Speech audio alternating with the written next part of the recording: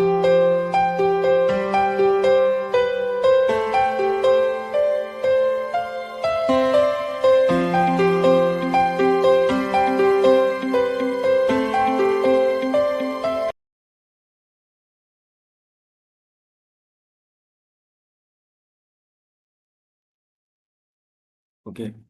Today the topic of our discussion is G protein coupled receptors, right?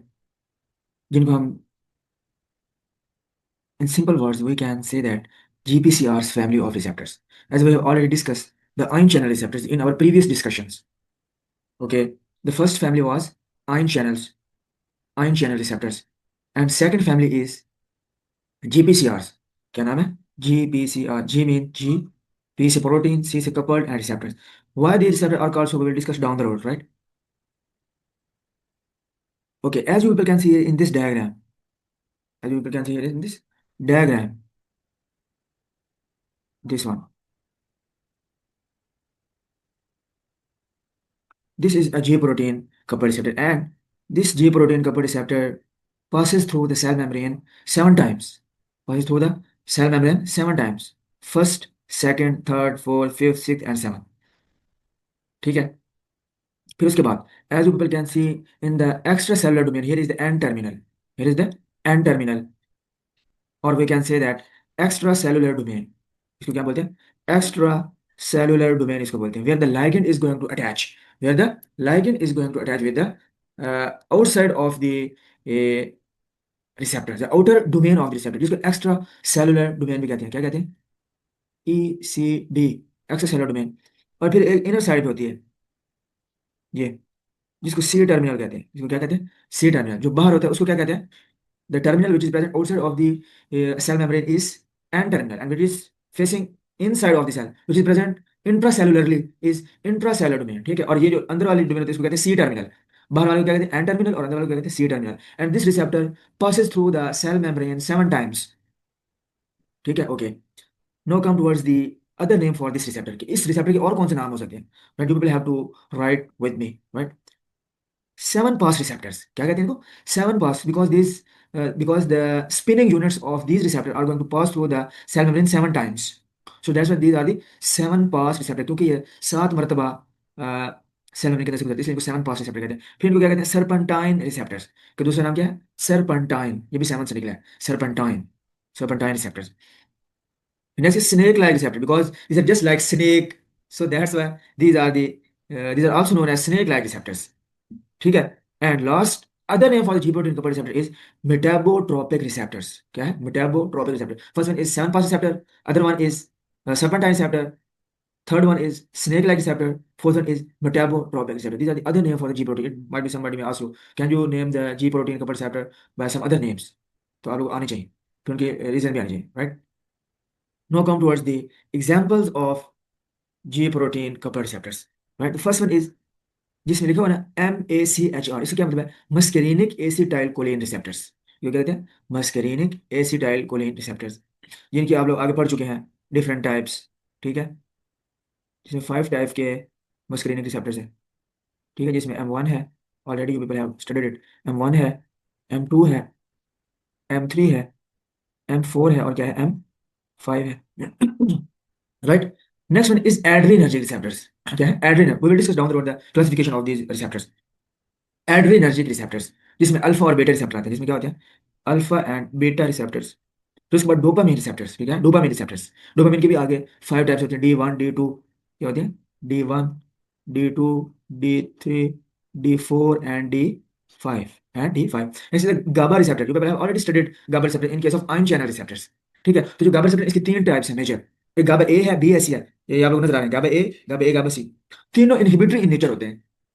तीनों क्या होते हैं? These three GABA receptors are inhibitory in nature. It means that when these receptors are going to be activated, they are going to inhibit that particular type of cell. GABA A, GABA B, GABA C, right? अब आप लोगों ने ion channel receptors में पढ़ लिया था. ठीक है. कि जो GABA A रिसेप्टर है वो आयन चैनल्स हैं, और GABA B जो है वो है जी प्रोटीन कपल रिसेप्टर. याद रखना. और फिर जी प्रोटीन कपल रिसेप्टर की भी टाइप्स हैं, और उनमें से भी GI है. ये we will discuss down the road. ठीक है. ये क्या है? GI receptor. फिर GABA C रिसेप्टर. ठीक है, ये भी आयन चैनल्स हैं, ये भी क्या है, आयन चैनल्स हैं। तो इनको किधर होना चाहिए, आयन चैनल रिसेप्टर्स में। तो यहाँ पे चूंकि डिफरेंशिएट करना था मैंने, इसलिए मैंने तीनों यहाँ पे लिख दिए हैं, गाबा ए, गाबा बी एंड गाबा सी। लेकिन गाबा सी जो है वो क्या है, आयन चैनल्स। कि याद रखें, these are not G protein couple receptors. कौन से, गाबा ए और गाबा सी, ये दोनों क्या है, आयन चैनल्स है। और गाबा बी क्या है, it's G protein couple receptors, ion channels, right. These are the ion channels. Okay, next is 5 HT receptor, जिनको कहते हैं 5 हाइड्रोक्सी ट्रिप्टामिन रिसेप्टर्स। 5 HT, ये भी जी प्रोटीन, इनकी डिफरेंट टाइप्स होती हैं, जिसमें 5HT3 जो है वो आयन चैनल होता है, बाकी सारे क्या होते हैं, जी प्रोटीन का रिसेप्टर। बस फिर ओपीओइड रिसेप्टर, जो हमने आयन चैनल में डिस्कस किया था ऊपर, 5HT को, 5HT3 जो है वो आयन चैनल है, बाकी सारे इसके जो 13 सब टाइप्स हैं, ठीक है, इसकी 13 टाइप्स होती हैं 5HT रिसेप्टर की, ठीक है, जिसमें एक आयन चैनल है, बाकी सारे क्या है, जी प्रोटीन का रिसेप्टर। जिसके बाद ओपीओइड रिसेप्टर है, ठीक है, ये सारे जी प्रोटीन। फिर प्यूरिन रिसेप्टर, और प्यूरिन रिसेप्टर इनके जो लाइगेंड है वो होता है एटीपी। इनके लाइगेंड क्या होता है, एटीपी। इनको, और इनके एटीपी रिसेप्टर्स को क्या कहते हैं, प्यूरिनरी रिसेप्टर। और एटीपी इनके क्या है, लाइगेंड है। So these are the some examples of the G protein couple receptors. या there you people might get some other types, for example endothelin receptors, ठीक है। उसके अलावा आपने एंजियोटेंसिन पढ़ा था, एंजियोटेंसिन वो भी जी प्रोटीन कपल रिसेप्टर की टाइप है या एग्जांपल है, right. So these are the examples of the G protein couple receptors. Okay, now come towards the G protein, why receptor are called so G protein, right. Okay, तो अब यहाँ पे किस चीज की डिस्कशन करेंगे हम लोग, please don't write. Ji protein, ये क्या है, जी protein, it is basically a trimeric protein. Trimeric का क्या मतलब है, it's means it is made up of 3 सब यूनिट्स, ठीक है। इसके 3 सब यूनिट हैं, ट्राइमेरिक प्रोटीन है। एक को क्या कहते हैं, अल्फा सब यूनिट। एक को क्या कहते हैं, अल्फा सब यूनिट। एक को कहते हैं बीटा सब यूनिट। और एक को क्या कहते हैं, gamma. Alpha, beta and gamma subunits, as you can see here in this diagram, ठीक है। ये जी प्रोटीन का रिसेप्टर दिखाया हुआ नीचे, ये जीपीसीआर। फिर देखो आगे, ये this trimeric protein, this trimeric protein, this one, ये वाली, ये जिसमें, इसके लिए देखो, ये एक जी अल्फा सब यूनिट है, फिर एक बीटा सब यूनिट है, और फिर एक गैमा सब यूनिट है, ठीक है। और this G protein is roaming around, this G protein is roaming around the cell membrane, ठीक है ना। इस सेल मेम्ब्रेन के जो अंदर वाली साइड होती है, वहां पे ये ऐसे घूम रही होती है, ऐसे सेल मेम्ब्रेन के ऊपर, ठीक है। फिर क्या होता है, जैसे यहाँ पे आके एगोनिस्ट अटैच होता है इधर, जैसे यहाँ पे आके क्या अटैच होता है, एगोनिस्ट। यहाँ पे ये देखो, ये एगोनिस्ट जब यहाँ पे आके अटैच होगा इधर रिसेप्टर के साथ, ठीक है, तो क्या होगा, ये जी प्रोटीन ऑन हो जाती है, ठीक है। कितने सब यूनिट, अभी मैं दोबारा रिपीट कर रहा हूँ, it is basically a trimeric protein, it consist of 3 सब units, alpha, beta and gamma. Alpha सब unit is bigger than beta and gamma. और मेजर रोल भी किसका होता है, अल्फा सब यूनिट का, और बीटा और गामा का भी होता है, ठीक है। लेकिन जो बड़ा सब यूनिट है उस वो जो मेजर एक्शन होता है वो परफॉर्म करते हैं। अच्छा, फिर उसके बाद ये जो जी प्रोटीन है, कोई भी अगर आप लोग क्वेश्चन है तो you people can ask that question. जो जी प्रोटीन है उसकी 4 टाइप्स है, सब टाइप्स, ठीक है। ये कहते हैं जी एस प्रोटीन, ये क्या कहते हैं, जी एस, ये देखो, ये पहले वाले जी एस। फिर ये दूसरी को क्या कहते हैं, जी क्यू, दूसरी वाले को क्या कहते हैं, जी क्यू। फिर तीसरी वाले को क्या कहते हैं, जी आई, जी आई प्रोटीन। जी आई का क्या मतलब, इनहिबिटरी। जी क्यू, ठीक है, ये भी स्टिमुलेटरी होती है, लेकिन इसका नाम क्या होता है, जी क्यू। और जी एस जो है ये तो होती है स्टिमुलेटरी। जी एस क्या है, स्टिमुलेटरी। जी क्यू, ये भी स्टिमुलेटरी है, लेकिन इसका नाम क्या है, जी क्यू प्रोटीन। फिर उसके बाद जी आई, जी इनहिबिटरी। जी आई का क्या मतलब, जी इनहिबिटरी, ठीक है। फिर उसके बाद जी नॉट, जी नॉट ये भी इनहिबिटरी होती है। तो ये दोनों, नीचे दोनों वाले क्या है, इनहिबिटरी, और ऊपर वाले दोनों क्या है, स्टिमुलेटरी और एक्साइटेटरी। ऊपर वाले दोनों क्या है, स्टिमुलेटरी, राइट। और नीचे वाले दोनों क्या है, इनहिबिटरी। जी आई भी और जी नॉट भी inhibitory, right. Stimulatory and inhibitory, G S, G q और stimulatory, G i and G naught और इनहिबिटरी एनर्जी, ठीक हो गया। ओके, नेक्स्ट, ये हो गए 4 सब टाइप्स, देयर आर 4 सब types of the G protein. Okay, next, what basically happens, होता क्या है एक्चुअली। अब आप लोग गौर से देखें और साथ साथ नोट भी करें। किसी को कोई भी क्वेश्चन है, किसी को समझ नहीं आ रही, वो फौरन से क्या कर सकते हैं, पूछ सकते हैं। G protein is a part of second messenger system. मैंने आपको बताया सेकंड मैसेंजर सिस्टम क्या होता है, ठीक है। फर्स्ट मैसेंजर जो ऊपर से जो लाइगेंड आके अटैच होता है, ओके, जो लाइगेंड आके सिस्टम के साथ अटैच होता है पहले, उसको क्या कहते हैं, फर्स्ट मैसेंजर। फिर अंदर जो सिस्टम चलता है उसको हम क्या कहते हैं, सेकंड। अब ये देखो, जी प्रोटीन अंदर, अंदर वाली, ये देखो, ये अंदर वाली सेल मेम्ब्रेन की टाइप है, साइड है, तो ये यहाँ पे रोम कर रही है क्या, जी प्रोटीन, ठीक है। तो जब होता क्या है, आगे हम देखते हैं। G protein is a part of second messenger system, right, okay. Every G protein perform different function, जब हमने कहा ना, G S, G Q, G I, G naught, ये तीनों डिफरेंट फंक्शन परफॉर्म करते हैं, ओके। अब आगे इसका मैकेनिज्म बता रहा है कि जी प्रोटीन जब एक्टिवेट होती है तो कौन कौन से प्रोसेस होते हैं, ठीक है, okay. When a ligand attach with the extra cellular domain, and domain, जो कि अभी हमने जी प्रोटीन कपल रिसेप्टर की शुरू में पढ़ा है, एक एन टर्मिनल बाहर वाला सी टर्मिनल, जब एन टर्मिनल के साथ लिगैंड अटैच हुआ extracellular domain and of the G protein coupled receptor, then there is conformational change in the spinning units of receptors। क्या मतलब कि ये जो आपको नजर आ रहे हैं, ये जो स्पिन हुआ है इस तरह करके ऐसे ऐसे, this spinning undergo some conformational change, इसके अंदर चेंजेस आती हैं। जब मैंने आपको रिसेप्टर की डेफिनेशन बताई थी, मैंने उसको कहा, मैंने उस टाइम आपको बताया था कि then receptor undergo some conformational change, the structure of receptor are going to be change, वो चेंज होता है, ठीक है। Conformation change in the spinning units, ये स्पिनिंग यूनिट्स हैं ये वाले, these are the spinning units of the G protein का रिसेप्टर।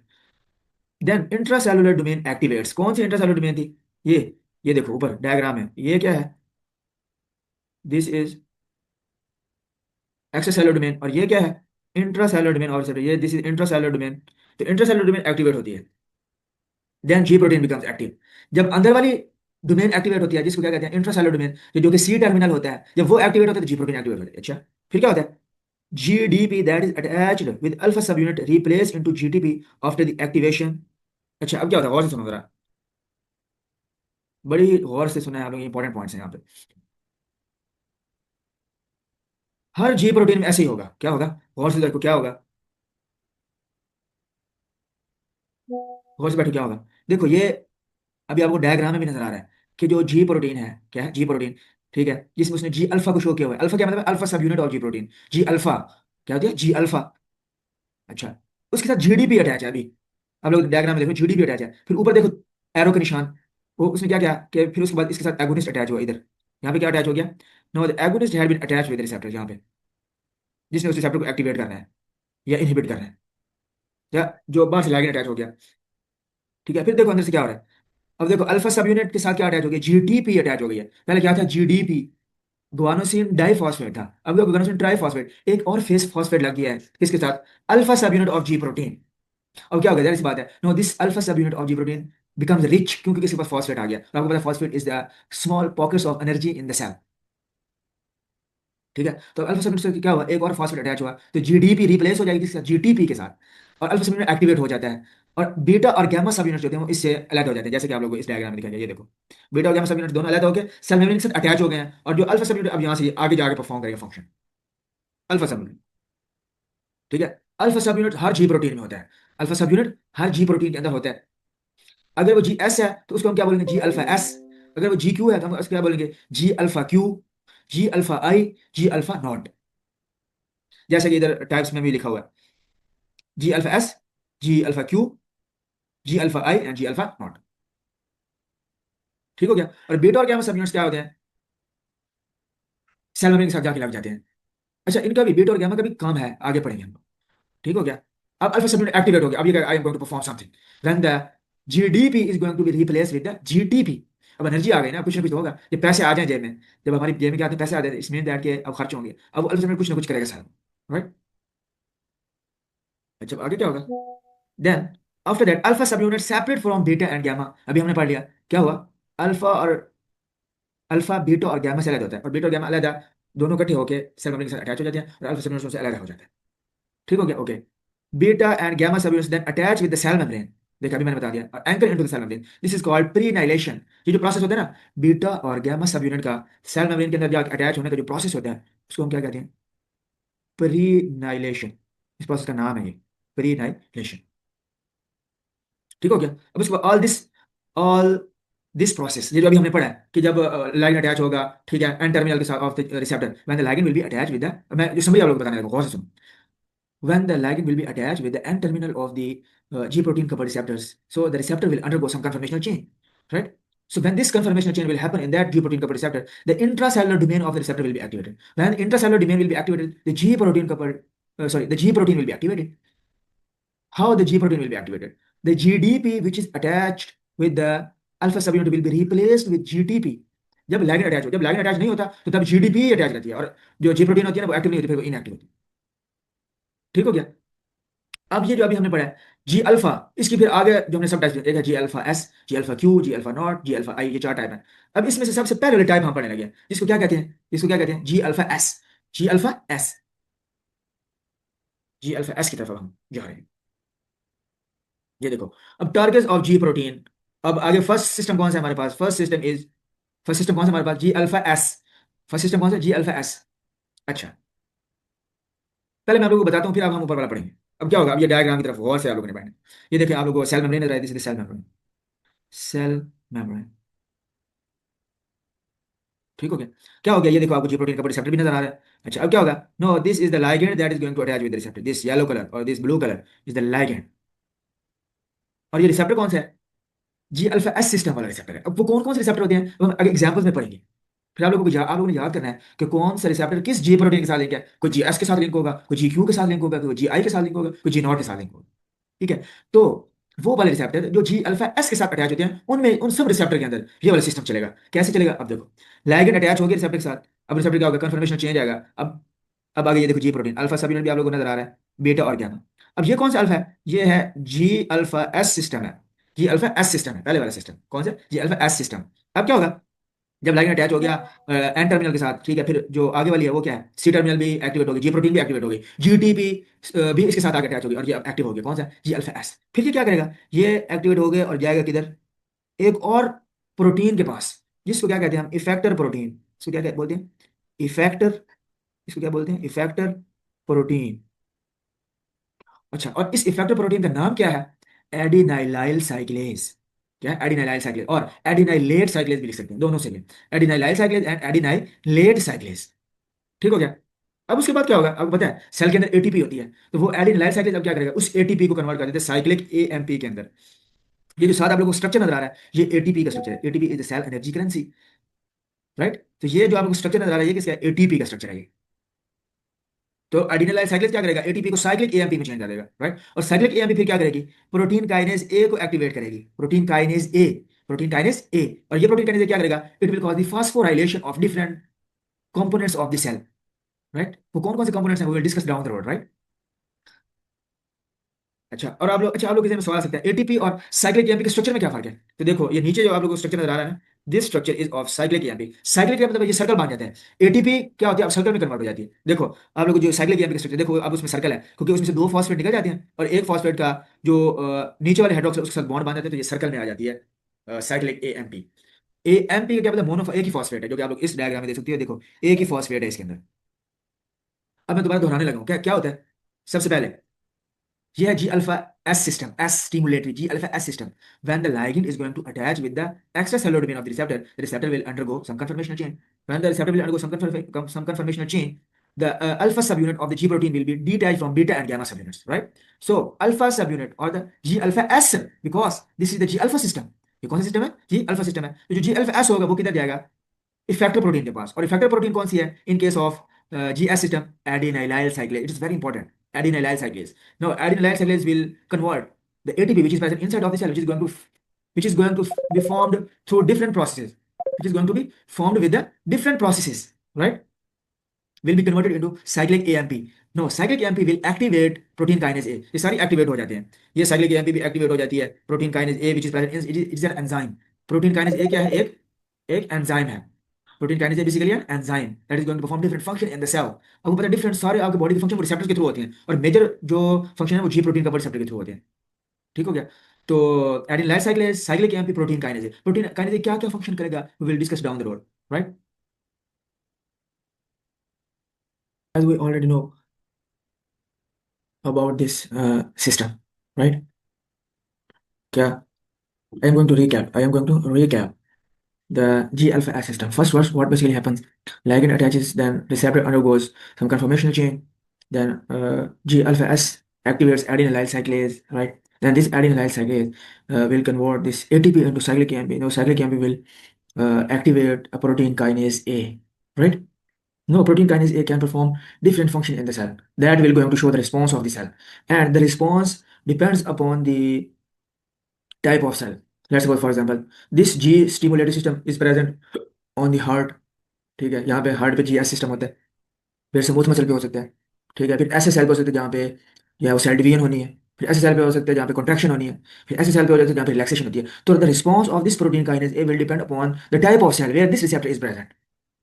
ठीक है, तो अब हम डाउन द रोड आगे देखते हैं कि ये जो रिस्पॉन्स था प्रोटीन काइनेज ए का, वो किस किस तरह का हो सकता है, different response that this protein kinase A can have. ठीक है, तो ये देखो प्रोटीन काइनेज ए। ठीक है, रेस्पॉन्सेस क्या, सबसे पहला पॉइंट क्या है, protein kinase A can alter the metabolism of the cell. कैसे, अभी हम देखते हैं।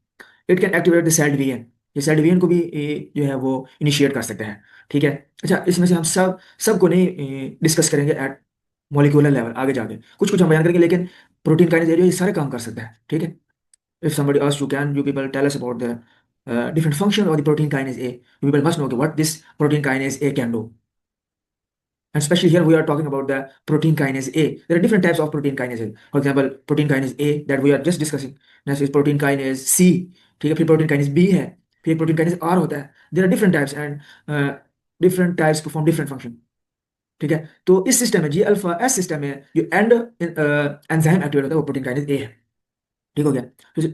Now, next is ion transport activity performed by PK. It can also cause the transportation of different ions through channels। कैसे करते हैं, आगे हम करते हैं। It can cause the cardiac muscle contraction। ठीक है, जैसे जैसे हम आगे की तरफ मूव करेंगे ना, तो ये डिफरेंट रिसेप्टर्स के डिफरेंट सेल के रिस्पॉन्सेज भी आ रहे होंगे, तो तब हम इसको डिटेल्स डिस्कस करेंगे। Right, next is it can also increase the calcium level in the cell. It can cause the relaxation of smooth muscles. Right, so this function can protein kinase can perform. ठीक है, अच्छा उसके बाद हम इधर एक और चीज की तरफ आ जाओ। For example, now I am going to ask you people a question. अब ये देखिए हमने क्या पढ़ा था, इसी सेल के अंदर यहाँ पे सारा प्रोसेस हो रहा है। The ATP is converted into cyclic AMP, into cyclic AMP. Now here is an enzyme, now here is an enzyme that basically again converts cyclic AMP back into ATP. जाहिर सी बात है, ऐसा तो नहीं होगा ना कि लाइगेंड ने रिसेप्टर को ऑन किया और फिर वो रिसेप्टर ऑन रहा फॉर ए लॉन्गर पीरियड, नहीं, फिर हमने उसको बंद भी तो करना है। तो उसको बंद करने के लिए here is the break, here is the break and the name of break is an enzyme. और उस एंजाइम का नाम क्या है, उसको हम कहते हैं पीडीई एंजाइम। पीडीई, पीडीई का क्या मतलब है, फॉस्फोडाइएस्टरेज enzyme. You can say this is phosphodiesterase and it converts back cyclic AMP into the ATP। ठीक है, अब लेट्स सपोज फॉर एग्जांपल किसी सेल में हम चाहते हैं कि साइक्लिक एएमपी का लेवल इंक्रीज रहे, कम ना हो, तो हम क्या करेंगे, कोई ऐसी ड्रग देंगे जो क्या करेगी, फॉस्फोडाइएस्टरेज को क्या कर देगी, इनहिबिट कर देगी। ठीक है, let's suppose for example if we are going to block phosphodiesterase, no, phosphodiesterase loss its activity, इसकी एक्टिविटी लॉस हो जाएगी। अब ये क्या करता है, ये बेसिकली साइक्लिक एएमपी को किस में कन्वर्ट करता है, एटीपी के अंदर। अब क्या होगा, अब साइक्लिक एएमपी का लेवल उस सेल के अंदर बढ़ जाएगा और फिर वो क्या करेगा, वो ज्यादा प्रोटीन काइनेज ए को एक्टिवेट करेगा। जब ज्यादा प्रोटीन काइनेज ए को एक्टिवेट करेगा तो ज्यादा फंक्शन होगा जिस सेल के ऊपर होगा, या जिस सेल के ऊपर ये वाला रिसेप्टर जो एक्टिविटी करता होगा वो एक्टिविटी बढ़ जाएगी when we block this phosphodiesterase enzyme. इसी में डिफरेंट टाइप्स हैं इस फॉस्फोडाइएस्टरेज एंजाइम की। जब हम इसके बारे में पढ़ते हैं तो ये कहता क्या है, phosphodiesterase, phosphodiesterase. If we convert, listen, if we convert back the cyclic AMP into ATP, वो कहता है अगर हम साइक्लिक एमपी को एटीपी में कन्वर्ट करें देन ऑल इस प्रोसेस रिवर्स। जो सारा मेटाबॉलिज्म जो चेंज होता है, जो सेल डिवीजन हो रही थी पीछे जो हमने पढ़ा अभी, जो कैल्शियम आ रहा था, ठीक है, जो स्मूथ मसल रिलैक्सेशन हो रही थी, जो कार्डियक मसल कॉन्ट्रैक्शन हो रही थी, ये सारे प्रोसेस क्या हो जाएंगे रिवर्स जब हम क्या कर देते हैं, साइक्लिक एएमपी को एटीपी में कन्वर्ट करते हैं। And listen and remember, cyclic AMP is the second messenger system. देखो अंदर जो मेन एक्टिविटीज को परफॉर्म कर रहा है, साइक्लिक एएमपी क्या है, सेकंड मैसेंजर है। अच्छा, phosphodiesterase enzyme converts cyclic AMP into ATP. We have already know it. If we block the phosphodiesterase, this is very important point. If we block the phosphodiesterase by drugs, then above all activity will be increased। जैसे मैंने आपको example दिया कि हम इस cell की activity को बढ़ाना चाहते हैं, तो हम क्या करेंगे, फॉस्फोडाइस को ब्लॉक कर देंगे तो एक्टिविटी बढ़ जाएगी। क्यों, क्योंकि साइक्लिक एमपी लेवल ज्यादा हो जाएगा। Right, okay, there are approximately 14 types of phosphodiesterase. Phosphodiesterase तकरीबन 14 टाइप्स हैं, लेकिन यहाँ पे मैंने दो तीन का जिक्र किया हुआ है। फॉस्फोडाइएस्टरेज 3, फॉस्फोडाइएस्टरेज 4 एंड फॉस्फोडाइएस्टरेज 5। अच्छा, अब इसकी लोकेशन का फर्क होता है, कोई हार्ट में होगा, ठीक है, कोई स्मूथ मसल में होगा, ठीक है, कोई किडनी में होगा, कोई लिवर में होगा, कोई ब्लड वेसल में होगा, ठीक है, कोई ब्लैडर में होगा। ठीक है, इस तरह इसकी लोकेशन के लिहाज से इसकी टाइप डिफरेंट है। और एक जो फॉस्फोडाइएस्टरेज जी सॉरी जो फॉस्फोडाइएस्टरेज 5 है, वो क्या करता है, वो साइक्लिक जीएमपी को जीटीपी में कन्वर्ट करता है। अब जिस तरह देखो, ये एक सिस्टम अलग से है, जिस तरह हमने पढ़ा था कि एटीपी कन्वर्ट होती है साइक्लिक एएमपी में। राइट, एक और इससे मिलता जुलता सिस्टम है जिसको हम सीजीएमपी सिस्टम कहते हैं। उसमें क्या होता है, उसमें सेल की जो अंदर जीटीपी होती है वो साइक्लिक जीएमपी में कन्वर्ट होती है, फिर वो आगे एक्टिविटी परफॉर्म करता है। ये सिस्टम हम डिस्कस करेंगे डाउन द रोड। ठीक, और ये ज्यादातर सिस्टम किधर होता है, ब्लड वेसल के अंदर, ये वाला सिस्टम। और ये फॉस्फोडाइएस्टरेज 5 जो है ये ज्यादातर ब्लड वेसल के अंदर होता है। ये फॉस्फोडाइएस्टरेज ज्यादा किधर होता है, ब्लड वेसल के अंदर, ब्लड वेसल। वहां पे ये क्या करवाता है, फॉस्फोडाइएस्टरेज साइक्लिक जीएमपी को किस में कन्वर्ट करता है, बैक इनटू जीटीपी। ये भी एटीपी और साइक्लिक एएमपी की तरह का सिस्टम है। ठीक हो गया, सेकंड मैसेंजर सिस्टम है ये भी एक। ओके, अब आगे आ जाओ, तो अभी अभी हमने बातें की थी। अच्छा, एक और इंपॉर्टेंट बात मैं आपसे डिस्कस करने जा रहा हूँ। क्या? कि in majority of the cases में क्या होता है, जब भी हम किसी चीज के ऊपर फॉस्फेट लगाते हैं, जैसे हमने कल कहा था, when we are going to add phosphate to any enzyme, तो वो एक्टिवेट हो जाता है। किसी भी चीज को जब हम फॉस्फेट लगाते हैं ना, वो एक्टिव हो जाता है। लेकिन कुछ केसेस में ऐसा भी हो सकता है कि जब हम किसी एंजाइम की फॉस्फोराइलेशन करें तो वो इनएक्टिव हो जाए। Here are the two example of those enzyme. एक एंजाइम को हम कहते हैं ग्लाइकोजन सिंथेज, ये नीचे लिखो ग्लाइकोजन सिंथेज। एक को हम क्या कहते हैं? Glycogen synthase. ये किधर होता है? लिवर के अंदर। और इसका काम क्या होता है? It basically converts the glucose into glycogen, into glycogen. ये ग्लूकोज को ग्लाइकोजन में कन्वर्ट करते हैं ये एंजाइम। ठीक है। अब अगर फॉर एग्जांपल लीवर सेल के ऊपर जीएस सिस्टम है, और उधर क्या हुआ, हम लाइगेंड आया, उसने रिसेप्टर ऑन किया, एट द एंड रिजल्ट क्या निकला? प्रोटीन काइनेज एक लेवल बढ़ गया। अब क्या होगा? अब हमें पता है कि प्रोटीन काइनेज क्या करता है, डिफरेंट एंजाइम्स की फास्फोराइलेशन भी करता है। क्या करता है? डिफरेंट एंजाइम्स की फास्फोराइलेशन भी करता है, चैनल्स की भी फास्फोराइलेशन, उनको एक्टिवेट करता है protein kinase to get cell response. अब क्या होगा? This protein kinase will phosphorylate this glycogen synthase enzyme. ये जो नीचे बना हुआ है, ये देखो, ये फॉस्फेट लग गया इसके ऊपर। ठीक है, फॉर एग्जाम्पल हम कहते हैं कि लीवर का सेल था, लीवर सेल के अंदर क्या हुआ? प्रोटीन काइनेज एक लेवल बढ़ गया। क्यों बढ़ा? क्योंकि साइक्लिक एमपी का लेवल बढ़ा। साइक्लिक एमपी का क्यों बढ़ा? क्योंकि एटीपी कन्वर्ट हुई। एटीपी को किसने कन्वर्ट किया? एडिनाइल साइक्लेज ने। अगर एडिनाइल साइक्लेज को किसने एक्टिवेट किया? जीएस सिस्टम ने। तो ये सिस्टम आप लोगों को अब आगे आप लोगों की ये दिमाग में रहना चाहिए हर टाइम, ये सिस्टम। राइट। अब देखो, अब मैंने कहा था कि ग्लाइकोजन सिंथेज उन एंजाइम्स में से है, जब इसकी फास्फोरिलेशन है तो इनएक्टिव हो जाती है। देखो नीचे लिखा हुआ है इनएक्टिव। पहले एक्टिव था, जैसे इसकी फास्फोरिलेशन हुई ये इनएक्टिव हो गया। और ये क्या करता था? ग्लूकोज को, इसको जी से क्या माना था? ग्लूकोज। ग्लूकोज, ये ग्लूकोज किस में कन्वर्ट? ग्लाइकोजन। और आपको पता है glucose basically the source of energy. ठीक है। तो अब क्या होगा? इसका मतलब ग्लूकोज का लेवल बढ़ना शुरू हो जाएगा, ग्लाइकोजन का लेवल कम हो जाएगा, क्योंकि एंजाइम एक्टिवेट हो गया बाय इट्स फास्फोराइलेशन। ठीक है। अगर आप लोगों को कोई भी बात समझ नहीं आती, आप लोग पूछ भी सकते हैं। ठीक हो गया। अब क्या होगा? ग्लूकोज का लेवल बढ़ना शुरू हो जाएगा, और जिस जब भी ग्लूकोज का लेवल बढ़ेगा, सेल का मेटाबॉलिज्म बढ़ना शुरू हो जाएगा, क्योंकि ज्यादा से ज्यादा ग्लूकोज अंडरगो होगा ग्लाइकोलिसिस, और आपको पता है ग्लाइकोलिसिस आगे क्रेब्स साइकिल मिले, तो इससे क्या होगा? सेल का मेटाबॉलिज्म बढ़ जाएगा। ठीक हो गया। तो ये एक एग्जाम्पल थी। फिर उसके बाद एक और एंजाइम होता है जिसको हम क्या कहते हैं? लिसन वेरी इंपॉर्टेंट, ये बड़ी इंपॉर्टेंट डिस्कशन है, you will have to be very vigilant. एक और एंजाइम होता है जिसको हम क्या कहते हैं? Myosin light chain kinase. इसकी भी हम कहानी आगे जाके पढ़ेंगे। ठीक है। अब ये क्या कहते हैं? मायोसिन लाइट चेन काइनेज, जिसको क्या कहते हैं? MLCK, myosin light chain kinase. ठीक है। और ये किधर होता है? स्मूथ मसल के अंदर। इधर होता है स्मूथ मसल्स। ठीक है। ये भी इसी ग्लाइकोजन सिंथेज की तरह है। ठीक है। फॉर एग्जांपल अगर स्मूथ मसल के अंदर के ऊपर जी एस सिस्टम है, तो अल्टीमेटली प्रोटीन काइनेज एक लेवल बढ़ जाएगा। प्रोटीन काइनेज क्या ये क्या करेगा? मायोसिन लाइट चेन काइनेज की क्या कर देगा? फास्फोराइलेशन। इसके ऊपर फास्फेट लगा देगा। जब इसके ऊपर फास्फेट लगता है ना, ये भी इनएक्टिव हो जाते हैं। इनएक्टिव, ये भी इनएक्टिव होता है। और इसका काम क्या होता है कि ये स्मूथ मसल कॉन्ट्रैक्शन करवाता है। क्या करवाता है? कौन? मायोसिन लाइट चेन काइनेज क्या करवाता है? Smooth muscle contraction. अभी गौर से मैं आप लोगों को सवाल पूछने लगा, वेरी इंपॉर्टेंट। मैं आप लोगों से सवाल पूछूंगा, आप लोगों ने मुझे आंसर देना है। ठीक है। कि मायोसिन लाइट चेन काइनेज जो है ना, स्मूथ मसल के अंदर प्रेजेंट होता है, only in smooth muscle. MLCK, myosin light chain kinase enzyme है, स्मूथ मसल के अंदर होता है। क्या करवाता है? कॉन्ट्रैक्शन। अब अगर प्रोटीन काइनेज इसको क्या कर दे? फॉस्फोराइलेट, तो ये क्या हो जाता है? इनएक्टिव, क्योंकि ये उन एंजाइम्स में से है, जब इनको फॉस्फोराइलेट किया जाए तो ये क्या हो जाते हैं? इनएक्टिव। राइट। तो अब देखो, मायोसिन लाइट चेन काइनेज क्या हो गया? Inactive. No, I am going to ask you people, what will happen? Smooth muscle muscle will contract और रिलैक्स? मैं आप लोगों के आंसर्स का इंतजार कर रहा हूँ। What will happen? Whether the smooth muscle will be relaxed or contracted when myosin light chain kinase will be phosphorylated. G. Yes, very good. Relax. क्या हो जाएंगे? रिलैक्स। Very good. तो इसी तरह आप लोगों ने याद, अभी आप लोगों ने याद रखना है कि अगर स्मूथ मसल के ऊपर प्रोटीन काइनेज का लेवल बढ़ जाए तो वो रिलैक्स होता है। ये इंपॉर्टेंट बात है, याद रखनी है। Right. Okay, next is ion channels. अब आयन चैनल की कहानी आप लोगों ने बड़ी जो है ना, वो बड़ी विजिलेंट होकर सुननी है। ये देखो, ये आयन चैनल है, ये। ठीक है। आप लोग समझ लो कि ये एक सेल है, ये सेल था, और इसके अंदर इसके ऊपर रिसेप्टर था ये। अल्टीमेटली क्या हुआ था? साइक्लिक एएमपी का लेवल बढ़ा था। साइक्लिक एएमपी, जब मैं साइक्लिक एएमपी कहता हूँ ना, सारा प्रोसेस ऊपर से एडिनाइल साइक्लिक एटीपी और साइक्लिक एएमपी, क्योंकि आप लोग आते हैं इसलिए मैं शॉर्ट कर देता हूँ। साइक्लिक एएमपी, फिर उसके बाद क्या होगा? Protein kinase A. ठीक है। और प्रोटीन काइनेज ए क्या करेगा, no it will cause the phosphorylation of this ion channel. ठीक है, फॉस्फोराइलेशन जब होती है ना, लिसन रिमेंबर, आयन चैनल जो होता है ना, आप लोगों को मैंने बताया था, इन case of ion channel receptor दो तरीके से ओपन होते हैं। अभी आप लोगों ने सिर्फ दो तरीके पढ़े थे क्या, एक जब उसके साथ लाइगेंड लगता था, दो लाइगेंड चाहिए उस आयन चैनल को ओपन करने के लिए। If you people have seen the previous discussion of ion channels, अगर जिसने नहीं देखी वो देख ले। ठीक है, फिर दूसरा क्या होता है, जब आयन चैनल के ऊपर आके इंपल्स पहुंचती है, ठीक है, जब इंपल्स पहुंचती है उस चैनल के पास, वो तब ओपन हो जाता है। तीसरी सिचुएशन अब आज हम पढ़ने लगे हैं। तीसरी सिचुएशन कौन सी है, कि जब उसको फॉस्फोराइलेट कर दिया जाए, क्या उसके ऊपर हम क्या लगा दें, फॉस्फेट, उस आयन चैनल के ऊपर क्या लगा दें, फॉस्फेट, तो एक्टिव हो जाता है। अब ये डिपेंड करता है कि वो चैनल कौन सा है। अच्छा, ये कौन सा चैनल है जो कि हम चैनल रिसेप्टर पीछे पढ़ चुके हैं, ये वही वाले। इनको प्रोटीन काइनेज ये भी एक्टिवेट कर सकते हैं, कैसे, इनको फॉस्फोराइलेट फॉस्फोराइलेट करके।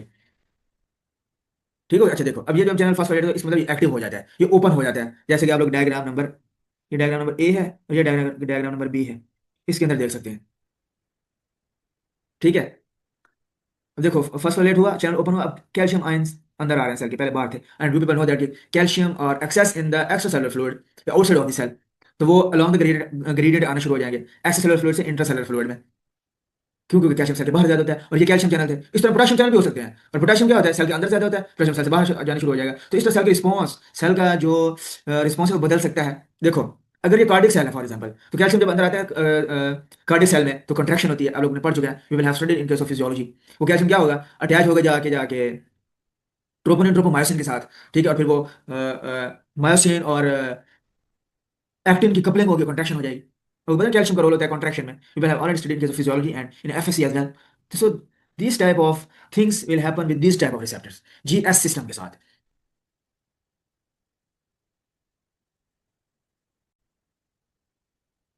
Okay, next is the G alpha I system, right? As we have studied in previous discussion, the G alpha S system, right, which is one of the type of G protein. Okay, आज हमने किसको discuss करना है, G I system को आज हमने discuss करना है, इनहिबिटरी। जी आई से क्या मतलब इनहिबिटरी। हमारे पास चार किस्म के सिस्टम है, G S, G Q, G I, G naught. तो जिसमें हमें पता है कि जो जी एस है और जो जी क्यू है, दोनों स्टिमुलेटरी सिस्टम है, और जो जी आई और जी नॉट दोनों इनहिबिटरी सिस्टम है। Today we will discuss the inhibitory system. ठीक है, G I, this system is totally inverse of G alpha S system. ये किसका उलट है, जी अल्फा एस का उलट सिस्टम है ये, राइट। अच्छा, next is both both systems are counter to each other, means both system are opposite to each other, ये दोनों एक दूसरे के अपोजिट काम करते हैं। अगर जो है जी एस अगर वो कैल्शियम के लेवल को ज्यादा करेगा, तो जी आई कैल्शियम के लेवल को कम करेगा। जी एस जो है अगर वो रिलैक्सेशन करवाएगा, तो जी आई कॉन्ट्रैक्शन करवाएगा। ठीक है, जी एस अगर कॉन्ट्रैक्शन कराएगा, तो जी आई रिलैक्सेशन कराएगा। It depends upon the type of cell where these receptors are present, right. Okay, next is in this system the alpha subunit, वही alpha subunit G protein का alpha subunit, और इसमें हमारे जी आई में जो जो जी alpha होगा, जी I system में हमारा जो जी अल्फा होगा, हम उसको क्या कहेंगे, जी अल्फा आई, क्योंकि इनहिबिटरी है। In this system the alpha subunit inhibit the adenylyl cyclase. ठीक है, हम आगे डिस्कस करते हैं। All starting steps are same in G alpha S and G alpha I. The starting point are same, क्या होगा, ligand आके attach होगा, रिसेप्टर की कंफर्मेशन चेंज होगी। ठीक है, जो है वो इंट्रासेलुलर डोमेन ऑन हो जाएगी, जो जी प्रोटीन है वो भी एक्टिवेट हो जाएगी, उसमें जीडीपी के साथ जीटीपी अटैच हो जाएगी, अल्फा सबयूनिट जो है वो डिटेच होगा। और यहाँ पे जो अल्फा सबयूनिट है वो कौन सा अल्फा है, अल्फा है G alpha I, because receptor is inhibitory, receptor is inhibitory. तो जी आई जो है वो किधर जाएगा, this G I will go and it will inhibit the adenylyl cyclase. G S में क्या होता था, जी अल्फा एस जाता था और वो एडिनालाइल साइक्लेज को ऑन कर देता था, मतलब एक्टिवेट करता था। एक्टिवेट करने का क्या मतलब, it will convert the ATP into cyclic AMP. But in case of inhibitory system, this G alpha I basically blocks the adenylyl cyclase. पीछे से सेम है, जी अल्फा आ रहा है और एडेनिलाइल साइक्लेज को क्या कर देगा, इनहिबिट कर देगा। ठीक हो गया। अच्छा, अब इसमें कुछ और भी पॉइंट्स हैं कि अब ये देखो, ये वाले रिसेप्टर जिस सेल के ऊपर या जिस सिस्टम के ऊपर होंगे उसको इनहिबिट करेंगे जाके, उसको क्या करेंगे, इनहिबिट। तो उस इनहिबिशन के लिए जो जो भी ये रिसेप्टर मेजर्स ले सकता है वो करेगा, कैसे, अभी हम आगे देखते हैं। All the starting states are same in G alpha S and G alpha I system. Okay, difference कहाँ स्टार्ट होता है, where the adenylyl cyclase will be inhibited by G alpha I. Okay, the alpha subunit detach from beta and gamma, we already know, ये दोनों separate हो जाते हैं। Then inhibit the adenylyl cyclase. तो alpha subunit जी alpha आई क्या करता है, adenylyl cyclase inhibit करता है, we already know it. When the adenylyl cyclase is inhibited, ATP cannot be formed or change into cyclic AMP. Okay, listen. यहाँ पे क्या होगा, यहाँ पे ये है कि जो जब एडिनाइल साइक्लेज इनहिबिट हो जाएगा तो क्या होगा, जो एटीपी थी हमारी वो अब साइक्लिक एमपी के अंदर कन्वर्ट नहीं होगी, और साइक्लिक एमपी क्या करता है, वो प्रोटीन काइनेज एक लेवल ज्यादा करता है। तो इसमें क्या होगा, साइक्लिक एमपी नहीं बनेगी, तो प्रोटीन काइनेज भी एक्टिवेट नहीं होगा। और हमें पता है protein kinase perform different physiological function, वो सारे फिजियोलॉजिकल फंक्शन क्या हो जाएंगे, इनवर्स हो जाएंगे। जैसे मैंने अभी कहा कि अगर कॉन्ट्रैक्शन है तो रिलैक्सेशन हो जाएगी, अगर कैल्शियम लेवल बढ़ रहा है तो कम हो जाएगा। ठीक है, अगर मेटाबॉलिज्म ज्यादा हो रहा है तो अब कम हो जाएगा। ठीक है, अगर न्यूरोट्रांसमीटर रिलीज हो रहा है तो अब नहीं होगा। ठीक है, ग्लैंड सिक्रीशन कर रहा है तो अब नहीं करेगा। तो it depends upon the type of cell where the receptor is situated, where this receptor is present, right. अब क्या होगा, due to this protein kinase can not be activated, definitely we know. जब नीचे देखो, नीचे वाले डायग्राम में आप लोग देखें, ये देखिए क्या होगा। ये इनहिबिटरी रिसेप्टर है, इसको क्या कहते हैं, इनहिबिटरी रिसेप्टर है। क्यों? क्योंकि इसके साथ जो जी प्रोटीन है वो जी अल्फा आई है, तो इसलिए हम इस रिसेप्टर को क्या कहेंगे, this is basically the inhibitory receptor, right. तो जी अल्फा आई जो है वो जाता है और वो क्या कर देता है, एडिनालाइल साइक्लेज को क्या करता है, ब्लॉक। एडिनालाइल साइक्लेज के ऊपर मैंने क्रॉस लगाया, क्या मतलब है, adenylyl cyclase activity will be inhibited. Due to this, when the protein kinase cannot be activated, then there is no metabolism of the cell. All the GS system will be reversed. No activation of the cell division, no cell differentiation, no ion transport activity, no contraction of the cardiac muscle, no increase in the calcium ion, no relaxation of the muscle, etc., etc., as we have discussed in case of G alpha S system. So this is opposite to that of G alpha S. अच्छा, अब यहाँ पे there is another story happening. क्या? Come towards the next. देखो यहाँ पे बड़ी important बात है। अब ये देखो क्या मतलब है, when there is no metabolism of definitely हमारा रिसेप्टर क्या इनहिबिटरी, जाहिर सी बात है अभी हम फॉस्फोराइलेशन नहीं होगी एंजाइम्स की, जिस तरह हमने ग्लाइकोजन सिंथेज पढ़ा था। ठीक है, तो जब उसकी जो है वो फॉस्फोराइलेशन वगैरह नहीं होगी तो अब वो क्या रहेगा, एक्टिवेट रहेगा, वो ग्लूकोज को ग्लाइकोजन में कन्वर्ट करता रहेगा और हमारे पास ग्लूकोज की एक्टिविटी कम हो जाएगी, सेल का मेटाबॉलिज्म क्या हो जाएगा, डिक्रीज। ठीक हो गया। अच्छा, यहाँ पे जो जो यहाँ पे एक और इंपॉर्टेंट बात है वो अभी इस डायग्राम में आप लोगों ने देखनी है। अब यहाँ पे listen and remember, in case of G alpha I, beta and gamma also perform some function. कैसे? अभी उस फंक्शन को समझने के लिए आप लोगों को पहले थोड़ी सी एक और चीज समझनी होगी। क्या? As you people already know this concept. क्या कॉन्सेप्ट है, अभी पहले वो कॉन्सेप्ट समझ लो, फिर मैं आगे डिस्कस करता हूँ। देखो फॉर एग्जांपल, ये एक सेल होता है ना, ये सेल होते हैं। ठीक है, आपको पता है इसके ऊपर चैनल्स होते हैं। क्या होते हैं? चैनल्स, सोडियम चैनल्स और पोटेशियम चैनल्स। ये मैं कहता हूँ ये क्या, ये पोटेशियम चैनल है। ठीक है, ये कौन से पोटेशियम के चैनल्स हैं और ये किसके हैं, सोडियम के। ऐसे समझाने के लिए आप लोगों को बता रहा हूँ। ठीक हो गया। And you people already know this phenomena, you people already know this phenomena और कॉन्सेप्ट, कि जब भी कोई सेल, ठीक है, और उस सेल के ऊपर चैनल होते हैं, जब उनमें से कोई चैनल ऑन होता है तो जो अक्रॉस द मेम्ब्रेन जो आयन का जो ट्रांसफर होता है वो अलोंग द ग्रेडियंट होता है। क्या मतलब, हमें पता है जो सोडियम आयन होते हैं वो सेल के बाहर ज्यादा होते हैं। सोडियम आयन क्या होते हैं, सेल के बाहर ज्यादा होते हैं। इसका क्या मतलब है कि sodium ion will come into the cell, क्यों? क्योंकि सोडियम आयन सेल के बाहर ज्यादा होते हैं। सोडियम आयन क्या होते हैं, सेल के बाहर ज्यादा होते हैं। And you people already no कि जो पोटेशियम आयन है वो क्या होते हैं, सेल के अंदर ज्यादा होते हैं, इंट्रा सेलुलर फ्लूइड के अंदर ज्यादा होते हैं। जब पोटेशियम चैनल ऑन होते हैं तो क्या होता है, पोटेशियम सेल के बाहर चला जाता है। पोटेशियम क्या होता है, सेल के बाहर चला जाता है। And you people already know this concept कि जब भी सेल के अंदर सोडियम आयन की एक्टिविटी बढ़ती है तो हम उसको क्या कहते हैं, डीपोलराइजेशन। उसको क्या कहते हैं, डीपोलराइजेशन। क्या होती है, डीपोलराइजेशन, राइट। और जब सेल में डीपोलराइजेशन होती है तो सेल क्या होता है, एक्साइट होता है। सेल क्या होता है, excite. Excite in case of depolarization when inside of the positive ions are going to be increase in case of sodium ions। देखो सोडियम अंदर जा रहा है सेल के, सोडियम किधर जा रहा है, सेल के अंदर जा रहा है। और अगर यहाँ पे कैल्शियम चैनल होते, यहाँ पे कैल्शियम चैनल होते तो कैल्शियम भी सेल के बाहर ज्यादा होता है। Calcium is more excess in the extracellular fluid, it will also go inside of the cell, it will also cause the cellular depolarization. क्या करेगी, डीपोलराइजेशन। और डीपोलराइजेशन से होता है सेल एक्साइट होता है, सेल क्या होता है, एक्साइट। लेकिन वेरी इंपॉर्टेंट पॉइंट, कि जब सेल के अंदर से पोटेशियम बाहर जाना शुरू हो जाए, keep in mind and remember, जब सेल से पोटेशियम बाहर जाना शुरू हो जाए तो सेल के अंदर जो एक्टिविटी होती है वो डिक्रीज होती है। क्यों? क्योंकि सेल के अंदर अब जो पॉजिटिव आयंस है वो कम हो रहे हैं। तो जो जब लिसन रिमेंबर, जब सेल के अंदर से पोटेशियम आयंस बाहर जाते हैं तो हम उसको क्या बोलते हैं, हाइपर पोलराइजेशन। उसको हम क्या बोलते हैं, हाइपर पोलराइजेशन। क्या बोलते हैं उसको, हाइपर पोलराइजेशन। हाइपर पोलराइजेशन का क्या मतलब है कि सेल की जो अंदर जो है ना नेगेटिविटी बढ़ना स्टार्ट हो गई, हाइपर पोलराइज हो रहा है सेल। सेल क्या हो रहा है, हाइपर पोलराइज, राइट। तो अब इसमें क्या होगा, सेल इनहिबिट होता है, activity of the cell is, activity of the cell is inhibited, inhibited, activity of the cell is going to be inhibited। okay, now come towards hyperpolarization में क्या होता है, एक्टिविटी इज इनहिबिटेड सेल की। ठीक है, अब आ जाओ हम अपने इस डायग्राम की तरफ, वेरी इंपॉर्टेंट। ये देखिए, only in G alpha I system, only in G alpha I system beta and gamma subunits होते हैं। किसके? ये देखो, ये जो जी आई रिसेप्टर है, जी जी प्रोटीन जो है उसमें जो जी आई होता है उसमें जो बीटा और गामा सब यूनिट होते हैं सेल में। ये रिसेप्टर था, इसको लाइगेंड लगा था, जीएल5 ऑन हुआ था, जीएल5 किधर गया था, जो है वो सेल के ऊपर उसने एडिनिलाइल साइक्लेज को क्या कर दिया था, इनहिबिट। जीएल5 ने क्या किया था, G alpha I basically blocks the adenylyl cyclase. लेकिन जो बीटा और गामा सब यूनिट्स थे, listen remember very carefully, beta और गामा सब यूनिट्स क्या होंगे, वो जाएंगे और वो क्या करेंगे, these beta and gamma subunits will activate this potassium channel. क्या करते हैं, बीटा और गैमा सबयूनिट्स क्या करते हैं, एक्टिवेट, क्या करते हैं, एक्टिवेट पोटाशियम चैनल्स।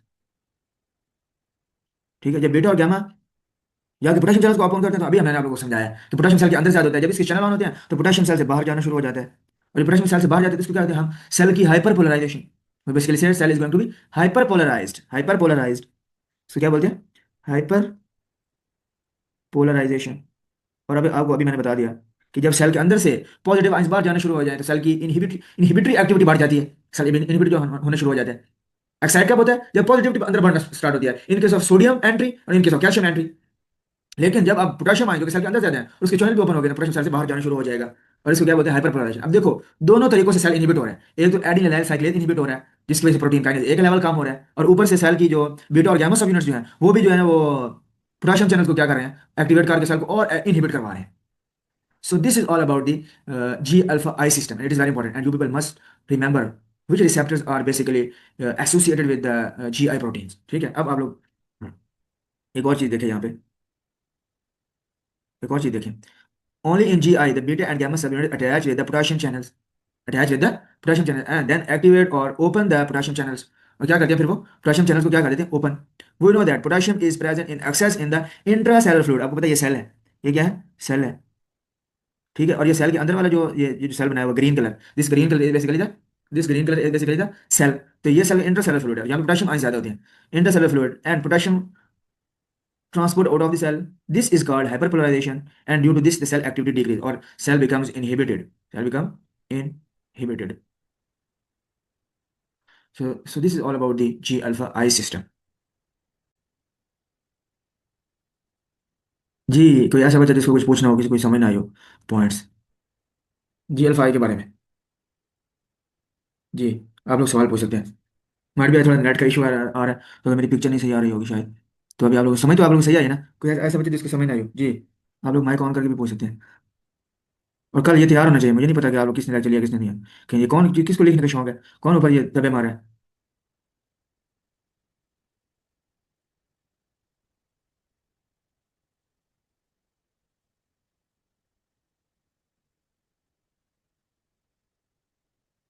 जी, किसी का कोई सवाल है तो पूछ लो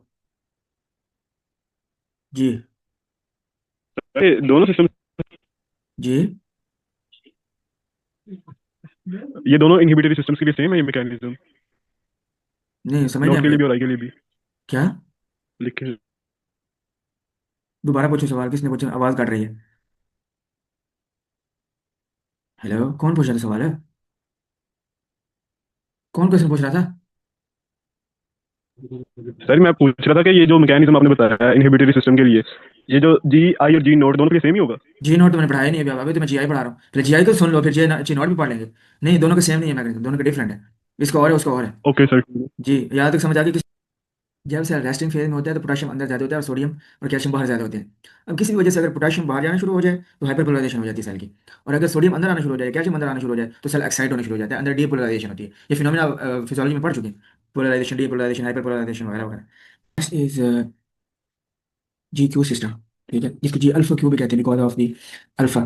ठीक है, it's very simple, very easy, लेकिन थोड़ा सा क्या है, कॉम्प्लेक्स है। कॉम्प्लेक्स किस सेंस में कि थोड़ा सा इसका पाथवे लेंथी है, इससे थोड़ा कॉम्प्लेक्स लगता है। अच्छा, तो देखिए सबसे पहले क्या होगा, हम पहले इसको यहाँ से देखते हैं। सबसे पहले क्या होगा, ये रिसेप्टर आपको you can see here is the G protein couple receptor with its 7 spanning subunits, right. When the ligand will attach, the same mechanism will be repeated here। G protein is there, right? The GDP will be replaced by GDP, and G alpha Q system will be detached from beta and gamma, और ये फिर आगे जाएगा ये। ठीक हो गया। और फिर यहाँ पे सेल की सरफेस के ऊपर एक एंजाइम होता है, ठीक है, जिसको हम क्या कहते हैं, फास्फोलाइपेज सी। क्या कहते हैं, फास्फोलाइपेज सी बीटा। क्या नाम है, फास्फोलाइपेज सी बीटा। ये जो जी अल्फा क्यू होता है, ये इस एंजाइम को एक्टिवेट कर देता है, ये इसको जाकर इसके साथ जाकर अटैच होकर इसको क्या करता है, ऑन कर देता है। इसको जाकर क्या कर देता है, एक्टिवेट और अटैच हो जाते हैं इसके साथ। ठीक हो गया। अच्छा, फिर उसके बाद क्या होता है, ये फास्फोलाइपेज सी बीटा एक एंजाइम है, ठीक है, एंजाइम, और ये कटर का काम करता है, cuts, it cuts the different things. क्या, किस चीज को कट करता है, इसको। ये जो PiP2 है, ये PiP2 क्या है बेसिकली, इसको कहते हैं फास्फाटिडाइल इनोसिटोल डाइफॉस्फेट। इसको क्या कहते हैं, फास्फाटिडाइल इनोसिटोल डाइफॉस्फेट, फास्फाटिडाइल इनोसी इनोसिटॉल डाई फॉस्फेट, फिर कहते हैं phosphatidyl inositol die phosphate PiP2। ठीक है, ये बेसिकली एक लिपिड होती है, that is the part of the cell membrane. ठीक हो गया, PiP2। तो ये फॉस्फोलिपिड बेटा इसको आगे कट करता है, इस फॉस्फोलिपिड को, ये क्या एक फॉस्फोलिपिड इसको कट करता है और दो चीजें बनाते हैं, कौन कौन सी? एक होती है डैग, जिसको डाई एसाइक्लिक होता है, ये रेड कलर का है। ठीक है, और एक होता है IP3, ये जो पिंक कलर का आप लोग देख रहे हैं, जो कहते हैं IP3, और एक होता है डैग। डैग क्या मतलब होता है? Diacylglycerol, diacylglycerol. और IP3 का क्या मतलब होता है? Inositol triphosphate. ये दो चीजें बन जाती हैं। ठीक है, फिर जो IP3 होता है ये सेल के अंदर आ जाता है, इंट्रासेलुलर फ्लूइड के अंदर। ये देखिए, ये यहाँ पे ये IP3 है। लेकिन जो डैग है वो आप लोग देख सकते हो सेल मेम्ब्रेन के साथ अटैच है। रीजन क्या है? डाई असाइल ग्लिसरॉल होता है वो लिपिड इन नेचर होता है, और IP3 क्या होता है? ये हाइड्रोफिलिक इन नेचर होता है। और आपको पता है कि जो हमारी सेल मेम्ब्रेन होती है वो हाइड्रोफोबिक इन नेचर होती है, लाइक डिसॉल्व लाइक। तो डाइसल्फाइड ग्लिसरॉल होता है सेल मेम्ब्रेन के अंदर रहता है, क्योंकि वो लिपिड है, लिपिड लिपिड के अंदर रहेगी, लाइक डिसॉल्व लाइक वाला। और IP3 क्या है? ये हाइड्रोफिलिक इन नेचर होता है, और ये it comes inside of the cell, because you people know that the inside of the cell is hydrophilic in nature, because the intercellular compartment is majorly composed of water. ठीक हो गया? तो ये जो डैग होता है, ये फिर आगे जाके एक और एंजाइम होता है जिसको हम क्या कहते हैं? प्रोटीन काइनेज सी, PKC इसको कहते हैं। इसको ऑन करता है और IP3 सेल के अंदर आ गया, इंट्रासेलुलर फ्लूइड में आ गया। ये सारा जो आपको येलो कलर के कंपार्टमेंट नजर आ रही है, इंट्रासेलुलर कंपार्टमेंट। IP3 फिर जाता है, आपको पता है सेल के अंदर very rich calcium pockets are endoplasmic reticulum. क्या कहते हैं? Endoplasmic reticulum. ठीक हो गया? अच्छा, अब ये IP3 जो है ये आएगा, और एंडोप्लाज्मिक रेटिकुलम के ऊपर एक रिसेप्टर होता है, ये जो पिंक कलर का आप लोग को नजर आइए। ठीक है, IP3 मीडिएटेड कैल्शियम चैनल होता है ये देखो, the you people have studied the ion channel receptors. ठीक है, तो ये उन्हीं टाइप में से एक है, और ये कौन सा है? Ligand gated ion channel. क्यों? क्योंकि IP3 यहाँ पे लाइगेंड का काम कर रहा है, और यहाँ पे दो IP3 मॉलिक्यूल इस रिसेप्टर को आगे ऑन करेंगे। कितने? दो, मतलब एक यहाँ पे आगे अटैच होगा और एक यहाँ पे आगे अटैच होगा। It is basically ion channel receptor. अब क्या होगा? अब ये endoplasmic reticulum you have studied in your physiology, endoplasmic are basically the stores of the calcium ions. तो ये IP3 मीडिएटेड कैल्शियम चैनल जो होगा, ये ओपन होकर कैल्शियम चैनल के बाहर आ जाएगा। No, this calcium will perform different function. ये प्रोटीन काइनेज सी के साथ अटैच होता है and can activate some other enzyme that we will discuss down the road. ठीक है, ये मायोसिन लाइट चेन काइनेज को क्या कर सकते हैं? एक्टिवेट कर सकते हैं। ठीक है, ये प्रोटीन काइनेज सी को भी एक्टिवेट कर सकते हैं, ये कैम काइनेज को भी ऑन कर सकते हैं। ये एक और प्रोटीन होती है जिसको कैलमोडुलिन कहते हैं। उस प्रोटीन को क्या कहते हैं? कैलमोडुलिन, उसके साथ भी अटैच हो सकता है। तो ये कैल्शियम जो है ना, ये बहुत बड़ा रेगुलेटर है हमारे बॉडी का, और ये आगे डिफरेंट चीजों के साथ अटैच होगा आगे। ठीक है, आगे डिफरेंट चीजों के साथ आगे अटैच होगा। ठीक है, ये PKC के साथ भी अटैच हो सकता है। ठीक है, ये कैम काइनेज एंजाइम होता है डिफरेंट सेल में, जैसे न्यूरोनल सेल में होता है। ठीक है, और यहाँ पे सेल डिवीजन हो रही होती है उस सेल के अंदर होते हैं। ठीक है, और डिफरेंट मसल्स में होता है। ठीक है, उसके बाद ये कैलमोडुलिन एक प्रोटीन है, कैलमोडुलिन। क्या है? कैलमोडुलिन। ये उसके साथ जाकर अटैच हो सकता है, and can also activate some other enzyme. तो फिर ये सेल का रिस्पांस मिलेगा, ये भी सेल के मेटाबॉलिज्म को चेंज कर सकता है। ठीक है, कॉन्ट्रैक्शन करवा सकता है, रिलैक्सेशन करवा सकता है। Pathway is different but the activity will be similar to that of GFS system. Right? Okay, no come towards the theory point. ठीक है, अच्छा इसमें क्या? ये GQ सिस्टम है हमारा। Ligand same, ligand attached to the extracellular domain of the G protein as we have seen in the diagram. Then conformation change occur in the spinning units of the receptor, then intracellular domain activated। ठीक है, फिर वही GDP replace हो जाते हैं, GDP के साथ G alpha Q detach हो जाता है। No, D alpha Q detach from the beta and gamma subunit and attach with the phospholipase C। ठीक है, अब ये phospholipase C क्या एंजाइम है जो कि कटर का काम करता है, ये PIP2 को कट करता है। ठीक है, और ये एक्टिवेट हो जाता है G alpha Q system. Right? फिर ये क्या होगा? अब ये देखो लिखा हुआ है फॉस्फोलाइपेज। कौन सा फॉस्फोलाइपेज? ये वाला, ये फॉस्फोलाइपेज है, ये अभी हमने नीचे पढ़ लिया। ये वाला फॉस्फोलाइपेज है, ये देखो, ये जो आपको ब्राउन कलर का नजर आ रहा है, फॉस्फोलाइपेज सी बीटा। ये acts as a cutter, it cuts the phosphatidyl inositol diphosphate PIP2 into two components, as you people might have seen in today's discussion when I was demonstrating in fourth prof, where I draw these two systems GS and GQ when there was shooting in the fourth prof, right? Okay, so it cuts the phosphatidyl inositol diphosphate into two components, IP3 inositol triphosphate and DAG. DAG is lipid soluble and it remains in the cell membrane, ये lipid soluble है, जैसे glycerol से निकला है। Glycerol क्या है? Diacylglycerol. ठीक है, IP3 is not lipid soluble and it love to live in the cytosol, इस सेल के अंदर चल जाता है क्योंकि ये वाटर soluble है। Then two molecule of IP3 attach with the receptor present on the endoplasmic reticulum and activates these receptors। ये क्या है? ये ligand gated ion channel receptor, उनका ligand कौन सा है? IP3। which are का अच्छा, अब ये जो रिसेप्टर्स है ना, ये जो एंडोप्लाज्मिक रेटिकुलम के ऊपर है, तो इनको हम डिफरेंट नाम देते हैं, और इनका नाम है रैनोडिन रिसेप्टर। यहाँ पे गौर से सुन लो, ये इंपॉर्टेंट बात है। ये जो रैनोडिन रिसेप्टर है ना, ये मेजोरिटी मौजूद होती हैं नर्व सेल में, कार्डियक सेल में, और स्केलेटल में। कहाँ पे? नर्व सेल में। किधर होते हैं? नर्व सेल में, या फिर ये किधर होंगे, कार्डियक सेल में, या ये फिर किधर होंगे, स्केलेटल, स्केलेटल मसल के अंदर। ठीक है। और बाकी अगर किसी सेल में हो तो उनको हम क्या कहते हैं, IP3 मीडिएटेड कैल्शियम चैनल्स। लेकिन अगर वो स्केलेटल मसल में हो, अगर वो नर्व सेल में हो, अगर वो कार्डियक सेल में हो, तो उनको हम क्या कहते हैं, रियानोडेन रिसेप्टर। जो कि बेसिक, अच्छा ये इनका नाम है बेसिकली IP3 से ऑन होते हैं। लेकिन अगर इन तीन सेल में हो तो उनको रियानोडेन रिसेप्टर कहेंगे। लेकिन अगर किसी और सेल में हो तो फिर हम उसको क्या कहेंगे, IP3 मीडिएटेड कैल्शियम चैनल। ठीक है। और अगर स्केलेटल मसल में हो या नर्व सेल में हो या कार्डियक सेल में हो तो हम उनको क्या कहेंगे, these are the ryanodine receptor, those are going to be activated by the IP3। ठीक है। फिर क्या होगा, due to this activation calcium ions move from endoplasmic reticulum to the cytosol. जो क्या है, साइटोसोल के अंदर मूव कर जाते हैं, क्या, calcium ions. therefore the level of calcium ion increases inside of the cytosol। Calcium जो है ना वो सेल के अंदर इंक्रीज होना शुरू हो जाता है, because this calcium pocket start the outflux of calcium ions. ठीक है। फिर कैल्शियम डिफरेंट काम करते हैं, कौन कौन से वो काम कर सकते हैं, अब इधर आ जाओ। अब क्या होगा, गौर से बैठना आप लोगों ने। In some cases relaxation occur, calcium calmodulin complex activates potassium channel and hyperpolarization occur, therefore muscle relax. कुछ मसल में क्या होगा, ये कैल्शियम जो है ना वो किसके साथ मिलता है जाके, कैलमाडोलिन के साथ। किसके साथ मिलता है, कैलमाडोलिन के साथ, जिसे क्या बोलते हैं, कैल्शियम कैलमाडोलिन कॉम्प्लेक्स। क्या बोलते हैं, कैल्शियम, कैल्शियम कैलमोड्यूलिन कॉम्प्लेक्स। और ये फिर आगे रिस्पॉन्स देता है। अब कुछ सेल में ये क्या करेगा, उसको रिलैक्स करवाएगा बाय मैकेनिज्म ऑफ हाइपरपोलराइजेशन। ये क्या करेगा, पोटेशियम चैनल कौन करेगा, हमेशा and people must have to remember and keep in mind, keep it in mind, when the potassium channel will be activated through any pathway the cell will be relaxed, because this is going to cause the hyperpolarization of the cell. क्योंकि ये क्या करता है, hyper polarisation करता है, ये phenomena hyper polarisation करता है सेल की।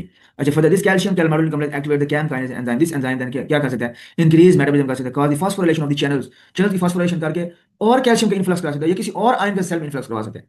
ठीक हो गया। अब आगे क्या है, DAG present in the cell membrane activate the protein kinase C, हमने पढ़ लिया अभी, and it performs the same activity that is perform by the CaM kinase. अच्छा, ये कैम काइनेज डिफरेंट, ये एंजाइम की फैमिली है, family of enzyme present in a different cell and perform different function, जैसे कि increase the metabolism, cause the phosphorylation, etc. And listen and remember, very very important point, आप लोगों ने उस दिन पढ़ा था कि जो प्रोटीन काइनेज ए है वो क्या करवा देता है। अच्छा, यहाँ पे आपको पता है एक एंजाइम होता है हमारा MLCK, myosin light chain kinase, जो कि स्मूथ मसल के अंदर और कार्डिक मसल के अंदर मौजूद होता है। MLCK myosin light chain kinase एक एंजाइम है। ठीक है। अच्छा, फिर उसके बाद एक और चीज, एक है कैम कॉम्प्लेक्स। कैम कॉम्प्लेक्स मतलब क्या है, कैल्शियम कॉलमाडुलिन कॉम्प्लेक्स। ये क्या, कैम क्या है, कैल्शियम कैलमाडुलिन कॉम्प्लेक्स। और ये PK है, हमें याद रखना है यार, बहुत ही क्रिटिकल पॉइंट आप लोगों को मैं बताने लगा हूँ। कि जो प्रोटीन काइनेज आप लोगों ने पढ़ा था कि ये फॉस्फोराइलेशन कर देता है किसकी, मायोसिन लाइट चेन काइनेज की। और आपको पता है जब मायोसिन लाइट चेन काइनेज की फॉस्फोराइलेशन होती है ना तो ये क्या हो जाता है, इनएक्टिव हो जाते हैं। ठीक है, जिससे क्या होती है, रिलैक्सेशन। लेकिन जो कैम कॉम्प्लेक्स है ये क्या करता है, ये इसकी डीफॉस्फोराइलेशन करता है, ये इसमें से फॉस्फेट को रिमूव करता है, रिमूव फॉस्फेट फ्रॉम MLCK। जब इसमें से फॉस्फेट निकल जाता है तो ये एक्टिव हो जाता है, ये क्या हो जाता है, एक्टिव। तो आप लोगों ने ये याद रखना है कि जब प्रोटीन काइनेज ये होगा स्मूथ मसल के ऊपर, खास तौर पे स्मूथ मसल के ऊपर, जब प्रोटीन काइनेज होगा स्मूथ मसल के ऊपर तो ये क्या करवाएगा, रिलैक्सेशन। लेकिन जब कैम कॉम्प्लेक्स वाला मैकेनिज्म होगा तो ये क्या करवाएगा, कॉन्ट्रैक्शन। क्यों, क्योंकि कैम कॉम्प्लेक्स फॉस्फेट निकालता है तो ये एक्टिवेट हो जाता है MLC के, और ये फिर कॉन्ट्रैक्शन करवाता है। लेकिन PK क्या करता है, इसके अंदर फॉस्फेट ऐड करके इसको इनएक्टिव करता है, जिससे रिलैक्सेशन रिलैक्सेशन हो जाती है। It's very critical and important point. This is very critical and important point because protein kinase is going for the phosphorylation of the MLCK, but calcium calmodulin complex, which is the end product of the GQ system, और PK किसकी product है, GS system की। तो दोनों opposite है यहाँ पे, PK और कैम कॉम्प्लेक्स, या GQ और GS सिस्टम, दोनों एक दूसरे के अपोजिट यहाँ पे चल रहे हैं। और ये आगे डायग्राम में उसने हमें ये दिखाया हुआ है, ये मैकेनिज्म जो कि अभी मैंने आप लोगों को बता दिया। ये देखो, ये GPCR ये रिसेप्टर है, वो ऑन हुआ था, IP3 के लेवल बढ़ा था, फिर ये कैल्शियम, ये एंडोप्लाज्मिक रेटिकुलम थी, कैल्शियम के लेवल बढ़ा था। ठीक है, ये रैनोडिन रिसेप्टर थे, ये कैम कॉम्प्लेक्स बना था। तो फिर इसने क्या किया था, MLC को क्या किया था, एक्टिव किया था, जिससे कॉन्ट्रैक्शन हुई थी। एक्टिव किया कैसे किया था, इसने यहाँ से कैम में से फॉस्फेट को रिमूव कर दिया। ठीक है, जब इससे फॉस्फेट रिमूव एक्टिव हुआ, इसने मायोसिन के ऊपर फॉस्फेट लगाया और इससे क्या हो गई, contraction. So this is all about the GQ system. This is all about the GQ system. The next is G alpha node system, and you people already know this is also the inhibitory system. This is also known as the inhibitory system. Okay, before we start its molecular mechanics, how this G alpha type is going to perform its normal activities. First, we should know a little bit about the certain other things. ये देखो, जैसा कि मैंने आप लोगों को इस diagram के जरिए पहले कुछ सेलुलर एक्टिविटीज के बारे में बताया था, इफ यू पीपल रिमेंबर। ठीक है, तो गौर से देखो, फॉर एग्जांपल ये सेल है, इसके ऊपर चैनल है, जैसे कि ये सोडियम चैनल है, ये क्या है, सोडियम चैनल है। आपको पता है फिर जो सोडियम है वो सेल के बाहर ज्यादा होता है। ठीक है, एक्स्ट्रा सेलुलर फ्लूइड के अंदर क्या होता है, ज़्यादा होता है। फिर जब भी सोडियम चैनल ओपन होते हैं तो सेल के अंदर सोडियम की एंट्री होती है, और सेल क्या होता है, डीपोलराइज, राइट, क्या होता है, डीपोलराइज। इस डीपोलराइजेशन का क्या मतलब है कि सेल की एक्टिविटी बढ़ रही है, सेल एक्साइट हो रहा है, ऑलरेडी डिस्कस्ड। फिर पोटेशियम चैनल होते हैं, जब पोटेशियम सेल से बाहर जाता है तो चूंकि पॉजिटिविटी सेल के अंदर डिक्रीज हो रही है तो उसको हम क्या कहते हैं, हाइपर पोलराइजेशन, और we can say that the cellular activity is going to be decreased. और भी एक ऐसी सिचुएशन भी है जिसमें क्या हो सकता है, ये एक चैनल है, ठीक है, जिसको हम क्या कह सकते हैं, ये एक क्लोराइड का चैनल है, ये क्या है, क्लोराइड। इसकी वजह से क्या होता है, क्लोराइड सेल के अंदर आते हैं, and you people must know this, the chloride ions are in excess in the extracellular fluid. ठीक है, कि जो क्लोराइड आयंस होते हैं वो सेल के बाहर होते हैं, कि इधर एक्सेस में। ठीक हो गया।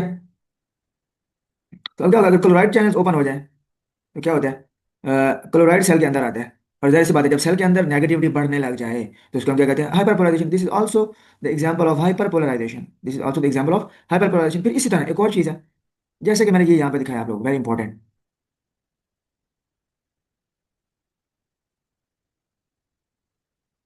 ये, कि ये क्या है, ये कैल्शियम चैनल है, ये वाले क्या है, कैल्शियम चैनल, और ये कैल्शियम भी एक्स्ट्रा सेलुलर फ्लूइड में ज्यादा होता है। अब क्या होगा कि जब भी किसी वजह से कैल्शियम की एंट्री होगी, ठीक है, और कैल्शियम के ऊपर क्या होता है, पॉजिटिव चार्ज, कैल्शियम के ऊपर क्या होता है, पॉजिटिव चार्ज। और जब कैल्शियम की एंट्री होती है सेल में तो कैल्शियम पॉजिटिव होता है, सेल के अंदर पॉजिटिविटी बढ़ना शुरू होती है, सेल फिर एक्साइट होता है, सेल क्या होता है, फिर एक्साइट होता है, और इस तरह सेल की एक्टिविटी बढ़ जाती है। ठीक है, अच्छा, before we go into the mechanism of G alpha naught, ये आप लोगों ने याद रखना है कि कैल्शियम जो चैनल है जब वो ओपन होते हैं, उन कैल्शियम एंट्री होती है और उसमें क्या होता है, सेल की एक्टिविटी बढ़ जाती है। कोई भी सेल हो, सेल की एक्टिविटी बढ़ने का क्या मतलब है, कि अगर वो कोई न्यूरॉन का सेल है तो वो इंपल्स जनरेट करना शुरू कर देगा।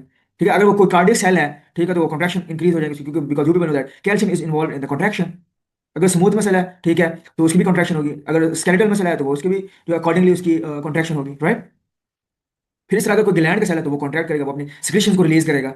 ठीक है, अगर किसी नर्व टर्मिनल के ऊपर है तो वो न्यूरोट्रांसमीटर रिलीज करेगा। तो ये कैल्शियम के बड़े रोल है। कैल्शियम जैसे सेल के अंदर एंटर होता है तो एक्टिविटी बढ़ना स्टार्ट होता है, सेल एक्साइट होता है। और जब भी पोटेशियम सेल से बाहर जाता है या क्लोराइड सेल के अंदर आता है तो क्या होता है, एक्टिविटी कम होना स्टार्ट होता है, जिसको हाइपरपोलराइजेशन कहते हैं। ठीक है, और रीपोलराइजेशन जो होता है ना, वो होता है कि सेल पहले एक्साइट हुआ होता है, अब वो नॉर्मल की तरफ आ रहा है, तो उसको क्या बोलते हैं, रीपोलराइजेशन। ये टर्म जो है यूज होती है, लेकिन यहाँ पे हम इसको इतना जो है वो इलेबोरेट नहीं करते।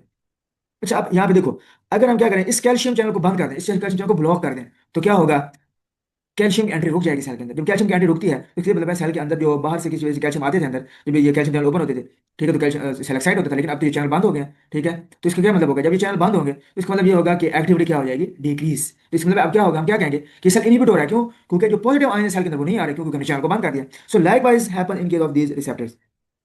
ये देखो, ये जी अल्फा नॉट, इस केस में भी ऐसे होता है, और से बैठे हम लोग, it is also known as inhibitory receptor. ये इनहिबिटरी रिसेप्टर है, कैसे, अभी हम डिस्कस करते हैं। अब बाकी the rest of the story same, ligand attach to the extracellular domain of the G protein couple receptor. ठीक है, ये जी प्रोटीन, क्योंकि because it is example of the G protein. Then conformational change occur in the spinning units of the receptor, फिर वही story कि conformational change आएगा receptor में। Then intracellular domain got activated, already know. Alpha naught, अब ये देखो, ये alpha not है, पहले हमने तीन पढ़ चुके हैं, जी अल्फा एस पढ़ चुके हैं। ठीक है, फिर हम क्या पढ़ चुके हैं, जी आई, फिर हम क्या पढ़ चुके हैं, जी क्यू। अब ये जी नॉट, जी नॉट है अब ये अल्फा नॉट, ये जी नॉट कहते हैं, क्या कहते हैं, बल्कि अल्फा ज्यादा होता है, क्योंकि वो जो जी प्रोटीन का मेजर सब यूनिट है वो अल्फा ही है। ठीक है, तो या तो क्या हो जाएगा, अल्फा एस हो जाएगा, या अल्फा आई हो जाएगा, या क्या हो जाएगा, अल्फा क्यू हो जाएगा, या अल्फा नॉट हो जाएगा। सो क्योंकि हम जी अल्फा एस को डिस्कस करें तो ये क्या होगा, जी अल्फा नॉट। अब क्या होगा, alpha naught detach from beta and gamma subunit, story same. अब नेक्स्ट, अब आगे क्या होगा, अब यहाँ पे देखें हम लोग गौर से। This alpha node subunit goes directly and blocks the calcium channels on the cell membrane of the cell। तो सेल मेम्ब्रेन के ऊपर कैल्शियम चैनल है, देखो सेल होता है ना, इसके ऊपर अभी जो मैंने जिन कैल्शियम चैनल की बात की है, एक्चुअली वो इस तरह चैनल होते हैं, और वो कौन से चैनल है बेसिकली, वो जो हम ऑलरेडी आयन चैनल रिसेप्टर पढ़ चुके हैं, वही वाले चैनल है।